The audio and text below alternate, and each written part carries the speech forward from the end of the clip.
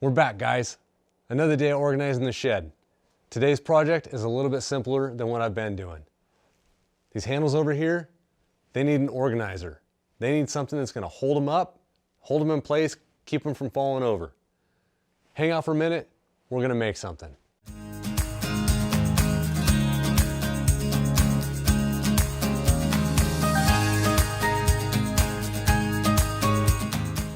So what I've got is I've got 12 handles or pry bars. And right now they're just loose. They have a tendency to fall over when they get bumped. This pry bar, ugh, that's solid steel. I don't want that to fall over when I'm not watching it. So we need to make something that's really sturdy and it's gonna separate them out so they stand straight up.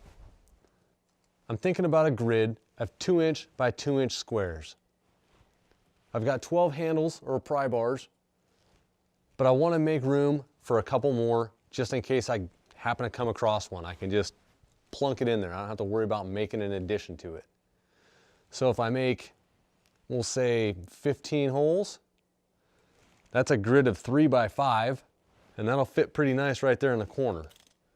Let's get some supplies out and start making some cuts. I'm going to use this 1/4" round stock. I've got lots of it, and it's going to be plenty strong for this project. And if we're going to make a grid that's 5 squares by 3 squares to make a total of 15 squares, they're 2" squares, we need 10" pieces and 6" pieces. If my math is correct, we need 8 10" pieces and 12 6" pieces. And we'll weld those together in 2 different grids, and then we'll connect them together.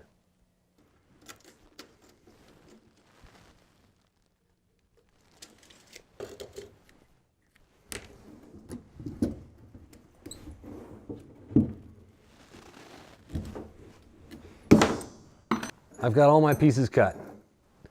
I realized the mistake I made in my calculations on length.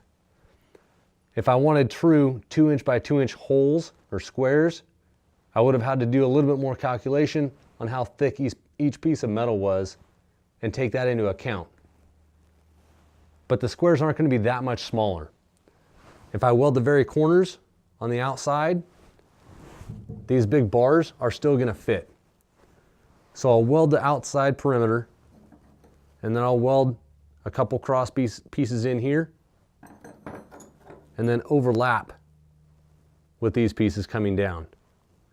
That prevents me from having to cut a whole bunch of little tiny pieces and weld them in.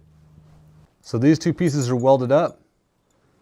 What I'll do now, I've got these marked out. Simply come in here and overlap and weld these in. This prevents me from having to cut little pieces and weld them into each little place. Lay it down on there, tack weld it, weld the ends, move on to the next one. Quick and easy. So the grids are made. Welded together nice and solid. They're not going to come apart anytime soon. Based on some measurements, the height of the tools and the roof, I don't want this top grid any higher than 1.5 feet. And I'm thinking about 1 foot between the 2 grids is enough spacing to keep everything upright. I've also got these that are 1.5 feet tall to support the outside edge. So if you go to put a broomstick or a pry bar in there and you hit the edge, it doesn't just knock it down. So weld this to the corner, weld this one 6 inches up, and then weld it to the side of the Connex box. With the exception of paint, there it is. It's ready to be loaded up with hand tools. It's welded to the side, both pieces. It's not going anywhere.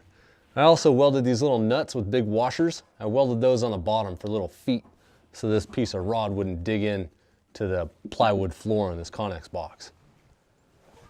If you like this project, guys, smash that thumbs up button for me. Help this video get out there so other people can see it. If you're new to the channel and you like it, hit that subscribe button and hit the little bell for notifications so you know the next time I put a video out. If there's something you think I can improve on this, put it in the comments. Until next time, guys, go make something.